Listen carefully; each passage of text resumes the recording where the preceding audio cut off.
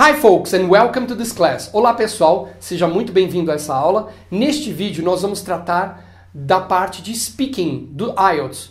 Se você é aluno básico, esse vídeo não é recomendado, pois será totalmente ministrado em inglês. Para aqueles que pretendem fazer o IELTS, para aqueles que pretendem morar, imigrar ou estudar em uma universidade no exterior, o IELTS equivale ao TOEFL. Somente que alguns países, como a Austrália, Canadá e alguns países do Reino Unido, exigem o IELTS ao invés do TOEFL.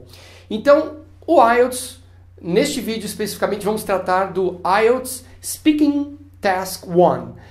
The IELTS test is divided in two types. There are two types of IELTS test, the academic test and the general test. But both of them deal with the same structure of the section 1, the task 1 of the speaking test. The speaking task 1 has the same structure for the academic version and the general version. So in the speaking task 1, we are going to have about 4 or 5 minutes introduction plus 2 topics to talk about. It's going to be face-to-face. You are going to be there personally, face-to-face with the examiner, and you will be oriented to talk about a specific topic. The most common topics in this section of the IELTS, the interviewer will ask your name, or you should introduce yourself. Hi, my name is Gabriel, nice to meet you. And then you are supposed to talk about, you're going to be asked about typical topics like, what is your hometown like? What is your country like? Where are you from? Tell me about your country, your neighborhood, your work. What hobbies do you like? What hobbies do you have? Are you studying anything? Why are you studying this? Food. What are your favorite kinds of food? Friends, sports, family. These are the most common topics on the IELTS test.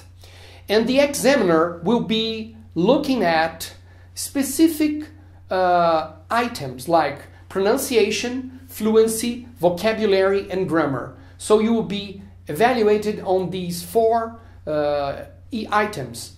So in this video I'm going to talk to you about what you should do and what you should not do on the IELTS speaking task 1. Okay, so let's start with the do's. What are you supposed to do? What you want to do in the speaking task 1? You want to be confident. You want to show confidence. You're going to be there. You should look friendly. You should look, you make eye contact, look the examiner face to face, look in the eye. You should show excitement. Some students, they go to the interview, they go to this speaking task, and they are asked like, do you like to travel? Yes, I like to travel. Traveling is good. They show monotone. They show a lack of excitement, and this is going to be very harmful for your score. So if you want to score, you have a good score on the speaking task 1, you're supposed to show excitement. So try to be calm, try to be confident. Even native speakers, they make mistakes on the IELTS test, and so you are not supposed to have a perfect English to score the highest points in the IELTS test. So you should have a wide range of vocabulary. You should not only use the trivial vocabulary, the everyday vocabulary like food. Instead of food, you should alternate to cuisine, friend. You should say acquaintance. Try to use higher vocabulary words, a higher level of vocabulary words. Instead of saying yes, I like. Try to expand your answers when you're asked, do you like to play basketball? Do you like to travel? Yes, I really enjoy traveling. Traveling is really nice, it's very important for mental health, it's very important to distress from work. So you should have longer answers. Avoid repeating what the examiner is asking. So, do you like to travel? Yes, I like to travel, like a robot. So you should avoid that if you want to score higher, if you want to make or to mark higher score on the IELTS speaking test 1. So you should use words like, you should avoid using the same word over and over again, like I like, you should vary, you should alternate, like I enjoy, I really enjoyed, I really love, I prefer, I would rather have Japanese food than Italian food. You should always expand your answers, you should always give examples, and you should practice more and more. Try to find synonyms for words that you commonly use. If you have a low vocabulary level, try to find out what are the synonyms, what are the most common synonyms for those words you have, those vocabularies you already have. So don'ts, you should not, if you're going to the exam, you're going to the speaking test 1, you're going to meet the interviewer, you're going to meet the examiner, do not look to your hands, look to your feet. Try to make eye contact, as said in the do's items I've just mentioned. So you try to speak, avoid speaking with a monotone. Try to show excitement, just like in the previous items I said. Show excitement. Show you are really excited to be there. You're really enjoying this. You're gonna be examined by these attitudes. Also about your fluency, avoid doing like yes, no, giving short answers, or try avoiding doing like yes, no, yes, I like, yes. Where are you from? Brazil. Try expanding, just like I said, try expanding the answers, like yeah, I'm from Brazil. Brazil is a very large country in South America. Is the largest country in Latin America. So you should always expand your answers. Try to give more examples. You're not supposed to tell the whole history of Brazil in this case. You should avoid giving too long answers, but try not to be in the short answer, not in the very excessive long answer. So you try to balance, try to be in the middle. And avoid repeating. Avoid repeating the question. Do you like to play soccer? Yes, I like to play soccer. No, I really enjoy it. It's really nice. It's like the most popular sport in my country. Try to expand your answer, just like I said.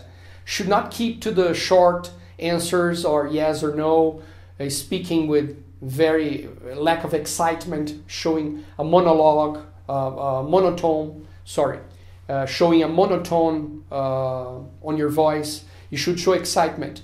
So avoid going off the topic. The examiner is going to ask you, tell me a little bit about your political situation, the political situation in your country. And then you start talking about some other thing, the TV, and you go to the fashion, and then you start talking about tourism, and you go off the topic. You should keep on the topic always. Try not to go off the topic, right? Should be focused, should show you are focused on the answer, and not too large and not too short. Should balance your answer. And also avoid answering I don't know. I don't know is not good. I don't know. If you don't know, just make up. You're supposed to make up. It's not bad to make things up in the test. You're not supposed to tell everything that you tell is going to be reality. You can make up. You can create fiction. If you don't have an answer, try to make one up.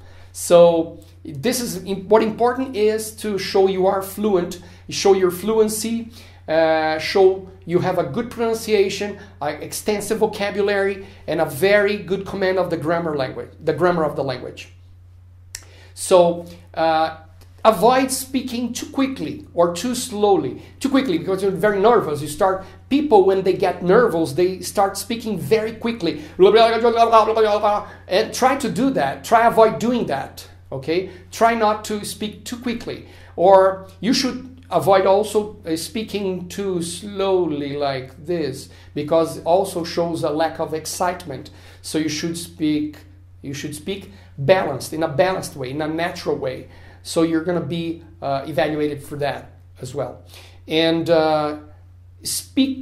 avoid speaking very, very low, very quietly, because you can barely, the examiner can barely hear your voice. You should keep a good tone, very clear sound, and you should speak in a good level that the examiners are able to listen to you.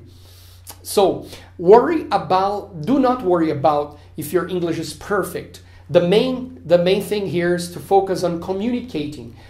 Try to see this section, this speaking task, as you're going to meet someone. You're gonna meet someone. This new friend, this new person you're gonna meet is the examiner. The examiner is gonna interview. He's a friend. Try to think of him as a friend. So you're gonna be, if you do that, you're gonna be calmer. You're gonna be peaceful. So you have the balance to speak good English. Okay. So that's my tip for you for the speaking task 1 of the IELTS test. Okay. Hello. Come in. Take a seat.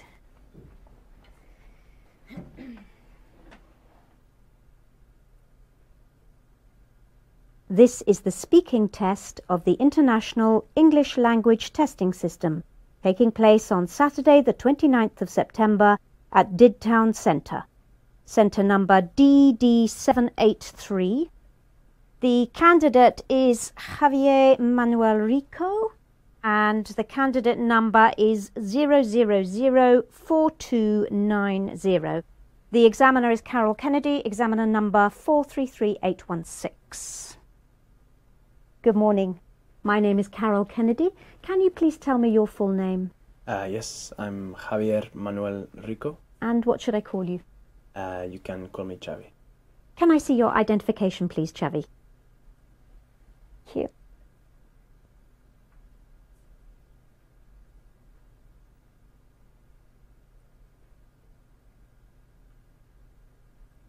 Thank you.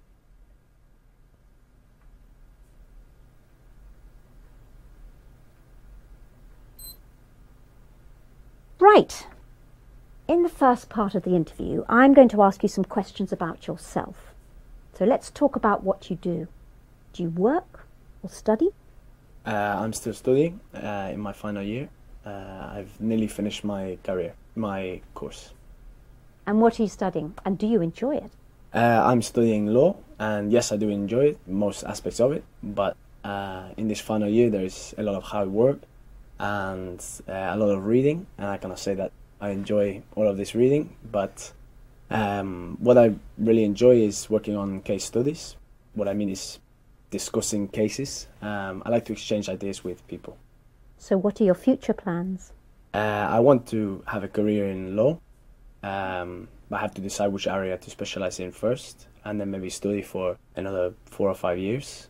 I hope to specialize in environmental law, which is the law that businesses use to have to abide by to ensure that their practices do not affect the environment. Let's talk about friendships. How do you spend time with your friends?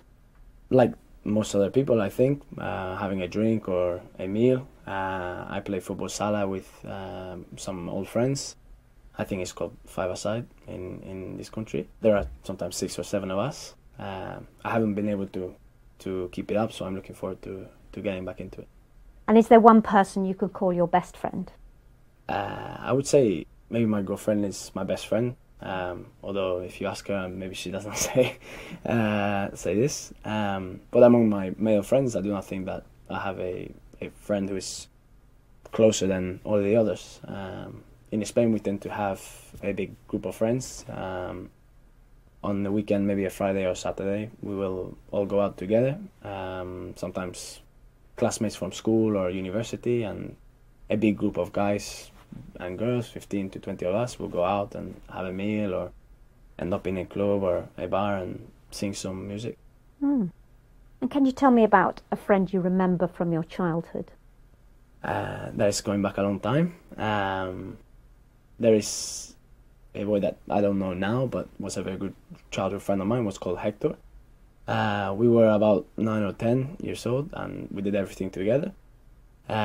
He was kind of geeky, I guess. I had other friends that I had similar interests with and I did sport with, but I like Hector because he was very different.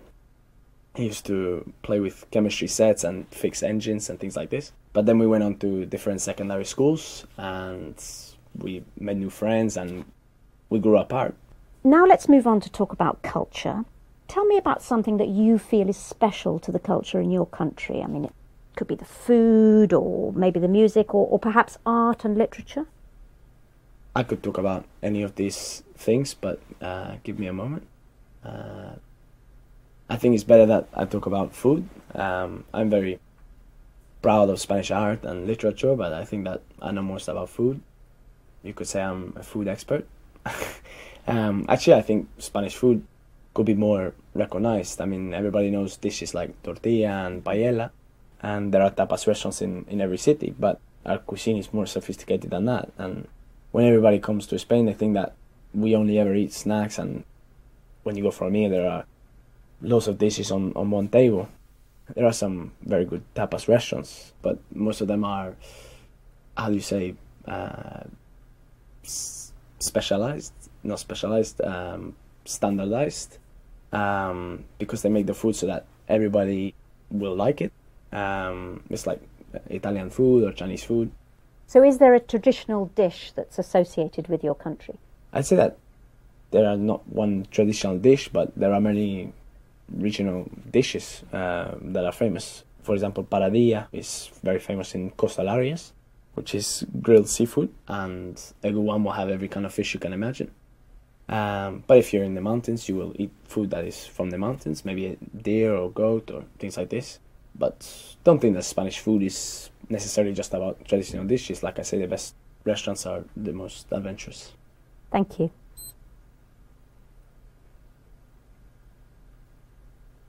Now, I'm going to give you a topic and I'd like you to talk about it for 1 to 2 minutes.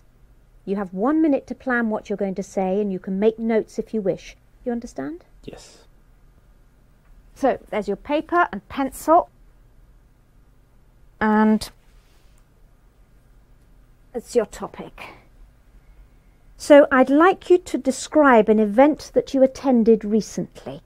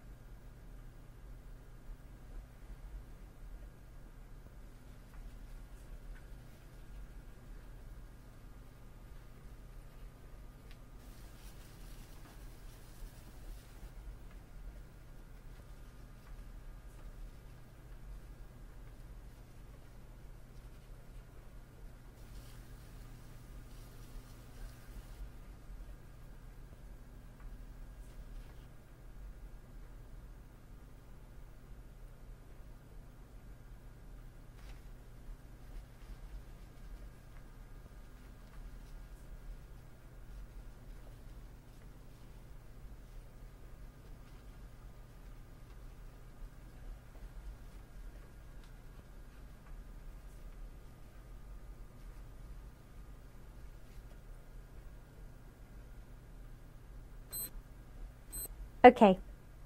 Now you have 1 to 2 minutes for this, so don't worry if I stop you. I'll tell you when the time's up. Could you please start speaking now? I'm going to talk about my grandparents' golden wedding anniversary, which was 2 months ago. They're in their 70s now and have been married for 50 years, so it was a very special day. I've been to many kind of anniversaries and parties and weddings, but I must say that I enjoyed this day more than any other. It was a moving and memorable day. I think that the combination of the importance of the day and the fantastic atmosphere was what made it so special. This anniversary was in a country house, which in Spain we call una finca, which is like an old ranch. There were many guests who came from far and wide.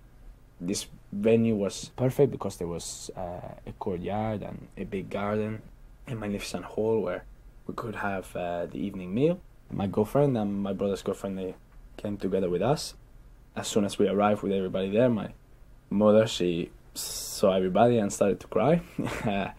I can tell you that my mother, she cries very easily, and there were plenty more tears on this day. There were musicians playing in the courtyard, like an orchestra with just 4 people, and everybody had a glass of champagne. Now, perhaps the most important thing of this day was the people that I saw there. I saw many uncles and aunts that I had not seen for many years, and many cousins that I had not seen since I was a boy. My mother's brother came from Canada, and one of my grandfather's sisters came from Australia. It was very emotional, and it was wonderful to see my grandparents this happy. The best moment for me was when my grandfather made his speech. He thanked my grandmother for sticking with him all these years, and it was not only my mother crying at this point, I can assure you. He is a very good speaker, and he made everybody laugh as well. And finally, of course, they cut the cake, and everybody came together for the group photo. And, Thank you. So what time did you get to bed that night? I think we were some of the last to leave at around 2 a.m. Thank you. Can I have the booklet, the pencil and the paper? Thank you.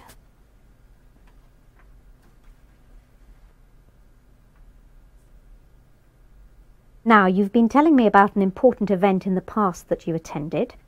Now, in the final 5 minutes of this test, I'd like to ask you some more general questions that are related to this. Let's talk about past events in general.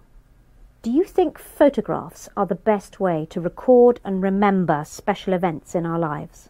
That's a really good question, and I mean, of course, photos are a part of our lives now in a way that was not possible in other eras. I read the other day that more photos are taken now than ever before, and I mean, millions or maybe billions of photos every day. It's as if we have to take a photo to prove that something happened. I can understand that. I mean, I think that people want to remember special events and even everyday things too. And personally, I love taking photos when I go places and see my friends. And I also love looking at old photos. I think they can provide an insight into the past as well. Why do you think that? I think that they can be very powerful and remind us of special places and people, and even remind us what we were doing this day or how we can be feeling in this moment. They are also a record of our lives visually, and for example, photos of you as a baby and then as a child, and that thing is an incredible thing, like a diary. I think it can act as a trigger for memory as well. What about written records? Can they also encourage us to remember past events? Written records? By written records, do you mean writing things down like diaries or letters? Yes. Well, yes, I think that writing things down can definitely help us to remember the past, but also the reality is that people no longer write things down in the same way, like long letters or diaries. Some people do, but I think that we have less time and patience nowadays, and writing is more of a luxury, I suppose. In fact, I cannot remember the last time that I put pen to paper, apart from this exam. I think I can just about stretch to a postcard. However, my mom tells me that she kept a daily diary throughout her childhood, recording everything that she did. She wrote lots and lots during the school holidays especially, and I like the idea of doing that, but I know that I would never get around to actually sitting down and putting my thoughts on a page. And which do you think is better, recording important moments by taking photographs or by writing them down? Well, I'm not sure that I can come down on one side or the other. Though on balance, I would say that visual image is more powerful. I'm trying to think of a good example here. There are so many famous photos that capture a moment in time, but one particular photo stands out for me is the image of the wall coming down in Berlin, in Germany in 1989. When you look at the photos, you can imagine the place and the time and the moment very, very clearly. And I think it's amazing that one image can do that. Some people think that it's more important to be concerned about events in the future than events in the past. What do you think? I'm not sure that I can agree with that, because I do not believe we can make sense of the future unless we understand what happened in the past. Why do you say that? Well, in Spain we are very proud of our culture and identity, and I'm sure that that is true for many people across the world. Maybe that's why so many people spend a lot of time researching back into their family history. I know that from traveling around to other countries like the UK, how important history is and how important celebrating the past is. It enables people to understand where they came from and where they are going. So in a sense, the past and the future are linked. So we cannot forget the past, even if we do want to concentrate on the future. Thank you very much. That's the end of the speaking test. Thank you.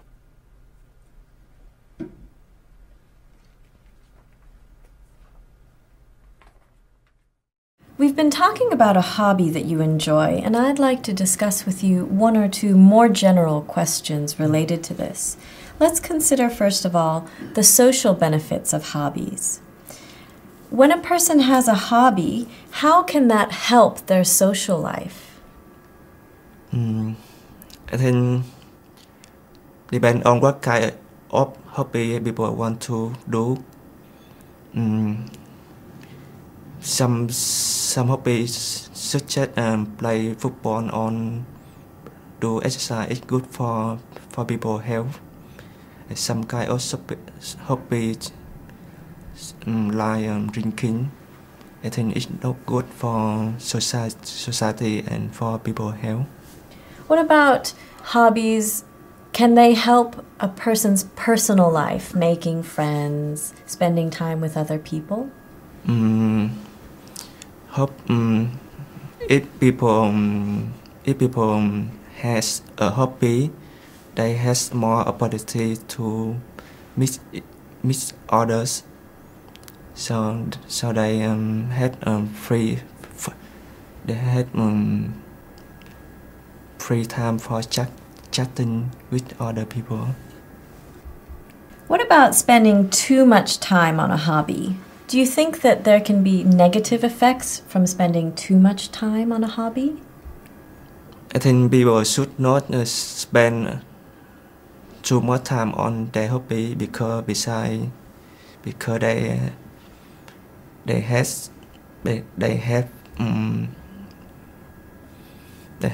their work and on their studying they have to do. So you mentioned work and study. Are there any other parts of a person's life where it could be negative to spend too much time on a hobby? Sorry, could you repeat? You mentioned work and study as areas where negative effects can happen. Are there other parts of your life where it can be negative? Sorry, I don't understand your question. Well, let me ask you, why do you think people feel they want to have a hobby? Why do people need to have a hobby? I think people should have a hobby because they should balance the working time and relaxing time. It's good for their health. It help people relaxing after a hard working day. Let's talk about leisure time now. So in Vietnam, how much time do people spend on work and how much free time do they have? In Vietnam, people work 5 days on one week, and maybe they spend their hobby on weekend. And what about in the past? In the past, did people work 5 days a week only? So I'm not sure about that. Maybe 6 days in once a week. Maybe 6 days a week. Well, what about in the future? In Vietnam, do you think people will have more or less free time in the future? I think in the future the economy is more developed, so people get more salary, so they have more opportunity to travel. Thank you very much. That's the end of the speaking test. Thank you.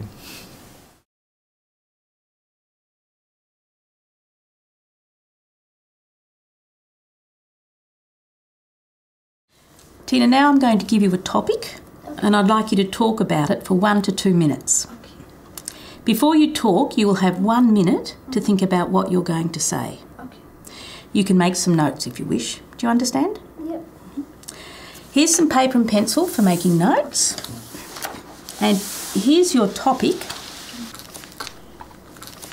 I'd like you to describe an interest or hobby that you enjoy. All right, Tina? Yep. Remember, you have 1 to 2 minutes for this, so don't worry if I stop you. I'll tell you when the time is up. Okay. Can you start speaking now, please? Okay.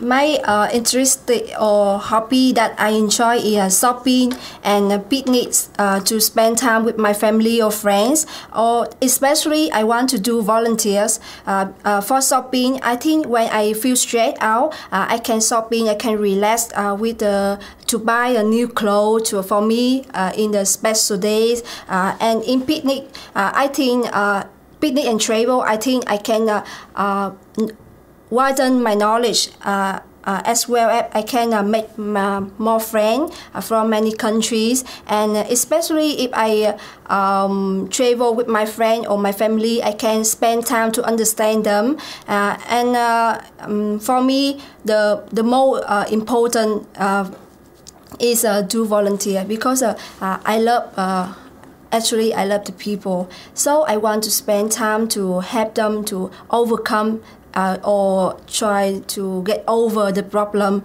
So I often, before when I live in Vietnam, I often go to the church and or some association, and I often ask my friend to contribute and give a hand to help the poor people or the old people, because I think the old people also it look like my grandparents, so I want to look care for them. Yes. And in the future, I also want to build the big house, and I will maybe I will take the good care for all family or the children, and I think they will have a better life. I hope that. Thank you. Do you think you'll always be interested in this? Yeah, I think that when I engage with the do volunteer, especially I feel straight out is disappear, and I enjoy with it. Yeah. Thank you. May I have the booklet and the paper and pencil back, please? Thank you.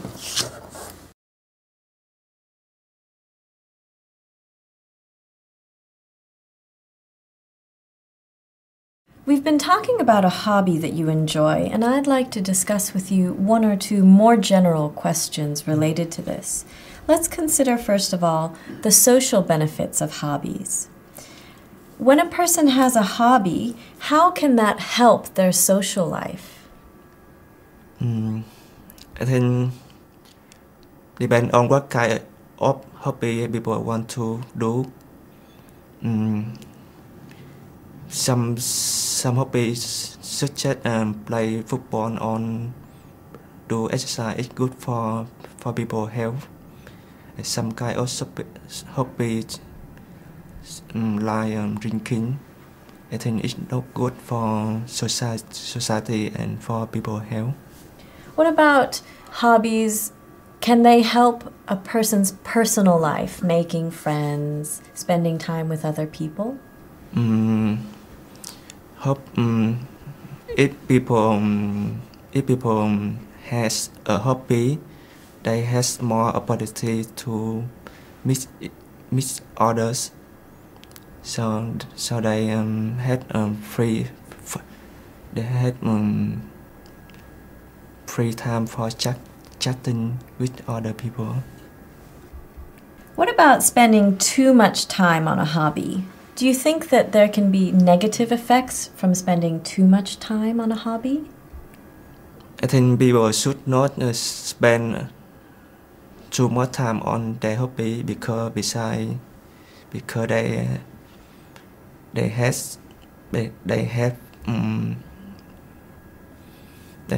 their work and on their studying they have to do. So you mentioned work and study. Are there any other parts of a person's life where it could be negative to spend too much time on a hobby? Sorry, could you repeat? You mentioned work and study as areas where negative effects can happen. Are there other parts of your life where it can be negative? Sorry, I don't understand your question. Well, let me ask you, why do you think people feel they want to have a hobby? Why do people need to have a hobby? I think people should have a hobby because they should balance the working time and relaxing time. It's good for their health. It help people relaxing after a hard working day. Let's talk about leisure time now. So in Vietnam, how much time do people spend on work and how much free time do they have? In Vietnam, people work 5 days on once a week, and maybe they spend their hobby on weekend. And what about in the past? In the past, did people work 5 days a week only? So I'm not sure about that. Maybe 6 days in once a week. Maybe 6 days a week. Well, what about in the future? In Vietnam, do you think people will have more or less free time in the future?